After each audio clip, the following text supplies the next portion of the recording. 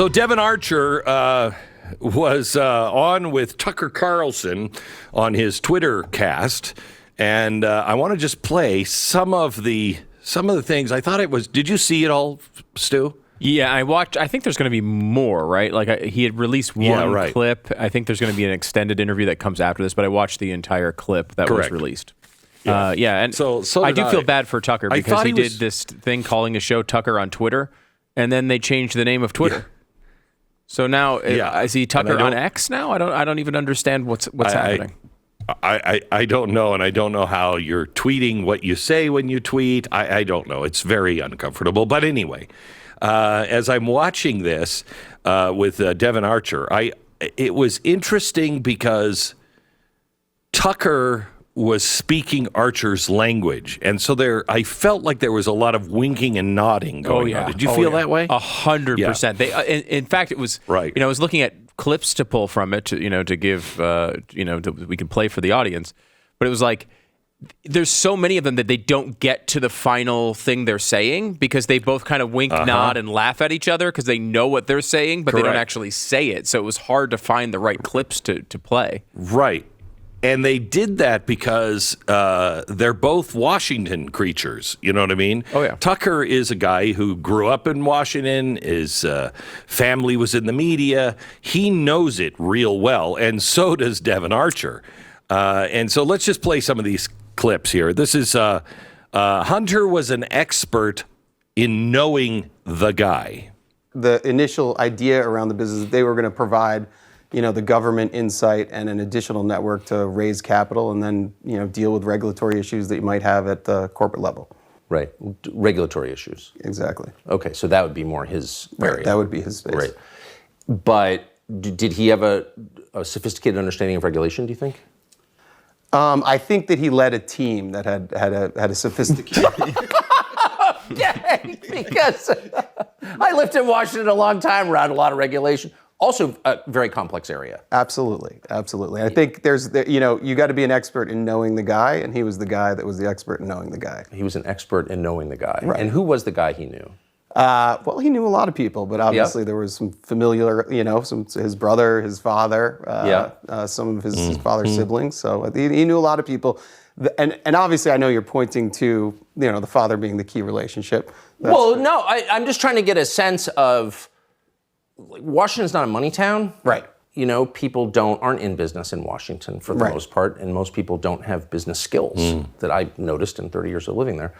So really the business of Washington is selling access. That's what it looked like to me. Yes. Not just Hunter Biden, but I think that's one of the core misconceptions. I mean, it seems like when understanding a regulatory environment means selling access at the end of the day. That's how I interpret it. And I think that's how most people in Wall Street, whether they admit it or not, interpret it. Yeah. So we've got a complex business that intersects with government. We need a guy who knows it. Right. How do I, deal with getting a guy a visa that needs to come over for a business deal? Right. Call our lobbyist that knows the guy in DHS or used to work in DHS or, in Customs and Border Patrol or the people at the embassy and state. They might be able to help. So there are very tactical elements that are regulatory and compliance and governance that you have to go through, and you got to know the guy that worked at the old agency that now has the lobbying firm that can go back to the agency and, get things put to the front of the line. Well, that's exactly what I want, is a guy who knows a guy. But most of the guys he knows, can line you up with hookers and crack.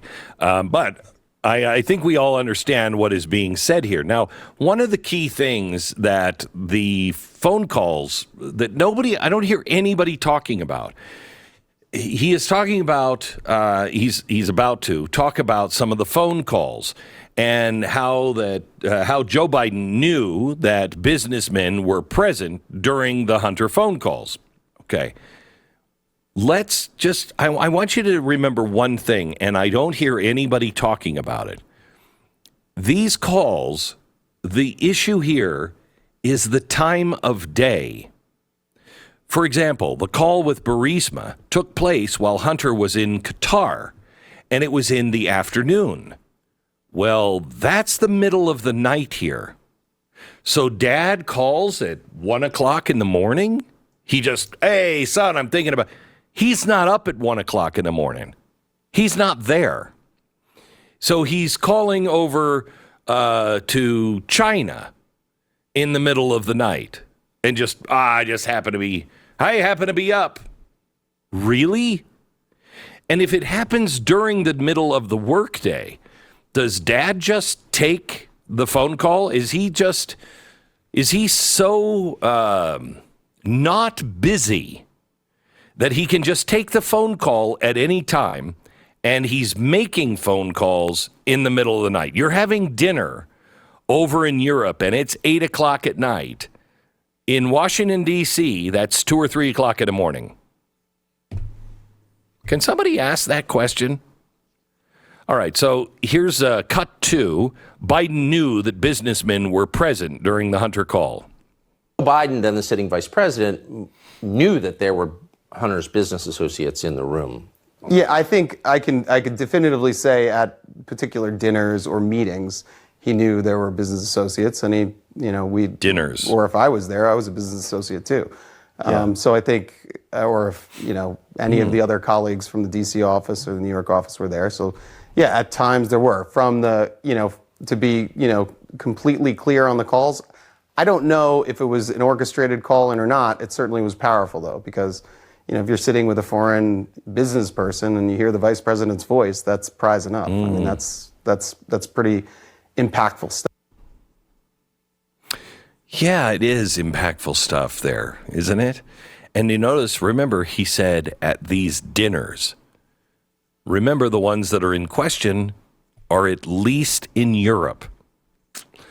Now, Hunter Biden calling Dad, is that an abuse of power at all? Cut 3. You've got a lot of kids. You're close to them. Do you call them on speaker during business meetings? Do I call? I mean, what is that? A grown man calling his dad on a speakerphone during a business meeting? Right. And to be clear, sometimes it was the call was coming in and the speaker would go on. So it was. It's just the president. You have to be. I mean, you understand DC, right? So the power to have that access and that conversation, and it's not in a scheduled conference call, and it's a part of your family. That's like the pinnacle of power in D.C. 100%. I guess I'm pivoting against the lie that I'm hearing people tell with a straight face. Congressman Goldman, for example, that we don't really know what was going on. Really? You're taking a call from the vice president and you put it on speaker. It's not just, hey, Dad, I'm in a meeting with some buddies. Right. It's let me put my dad, the vice president, on speaker. Yeah. Yep. In the rear view, it's an abuse of soft power, I'd say. In the rear view. In the rear view. Okay. All right. One last thing. At the end of the clip that was released on Twitter yesterday, or X, Tucker showed Devon a letter from Joe Biden from 2011. And it's a pretty impressive letter for a guy who is a lacrosse player. That's what he did. He was a lacrosse player. And then he went into business. And right as they're going into business, Joe Biden writes him this letter. Now, listen to this clip. We found this letter kind of amazing. It's from January 20th, 2011, which I think puts you in your late 30s, mid to late 30s. Right. Okay, so you're a younger man. This is from the Vice President of the United States, Joe Biden, to you personally, and it's personalized here at the bottom. Devon Archer, Rosemont Seneca Partners, that was your partnership with Hunter Biden in Georgetown. Dear Devon, I apologize for not getting a chance to talk to you at the luncheon yesterday.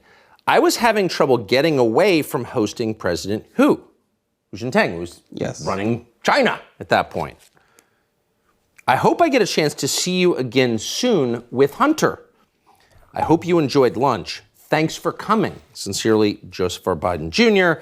P.S. Handwritten, happy you guys are together. So there are many levels here. But here's the Vice President of the United States saying to you, a man in his mid-30s, who's not a government official, I'm sorry I was occupied with the guy who runs the world's largest country. I would much rather talk to you, and thank you.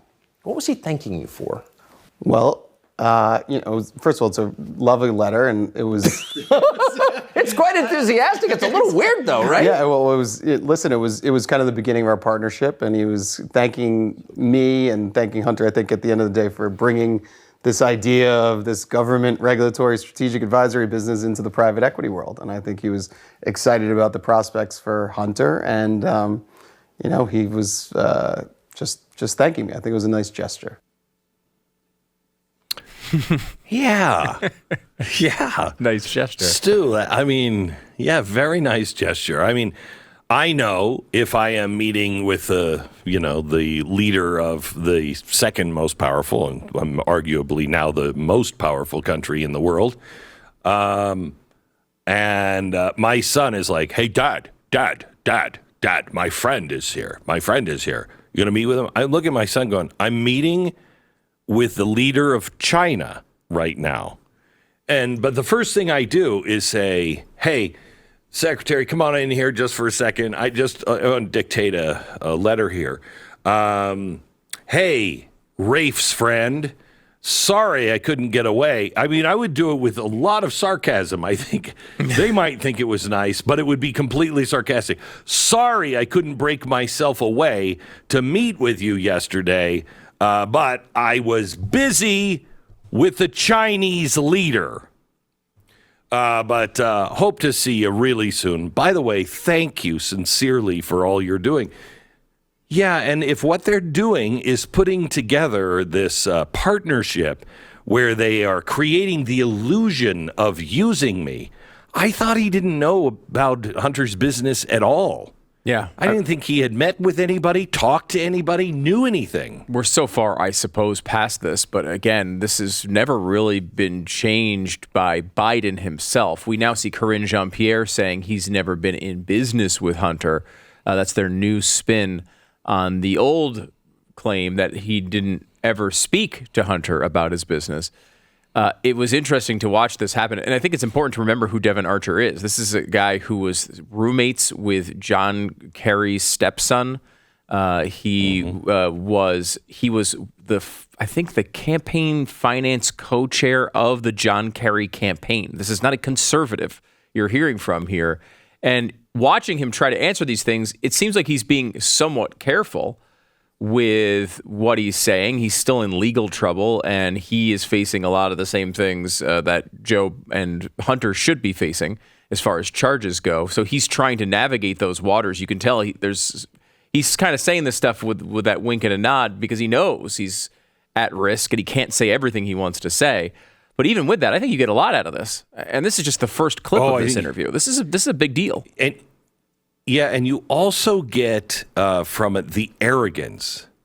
I think Tucker played this expertly. He approached him as a peer. Look, you and I we grew up in Washington. We know what's going on here. Am I right? Yeah. Yes, retrospect, I guess it wasn't really a good idea. Yeah. He approached this interview with I know what's going on. Come on. You know what's going on. I know what's going on. And surprisingly, Devon Archer went right down that path with him. Yeah. And that shows the arrogance and shows the elitism of Devon Archer. Yeah, and it may have come to a point here where Archer has realized whatever protection he might get from these relationships is now gone, and he has nothing to lose, right? They're coming after him for other supposed offenses, which I have not, I have not looked all that closely into whether he's guilty of the other stuff. But all this stuff is on the record. These are emails sent at the time. We don't need to trust Devon Archer to believe these things. And that's the newest thing that the left is trying to do, which is smear his character and say you shouldn't believe any of the stuff he says, while at the same time admitting it's true, right? Like their answer was not, he didn't have 20 calls with Hunter Biden's business associates. It was, they just talked about the weather. It was no big deal. It's been known forever. These are separate sort of responses to this and defenses that don't shy away from the central truth here, that all this stuff actually happened.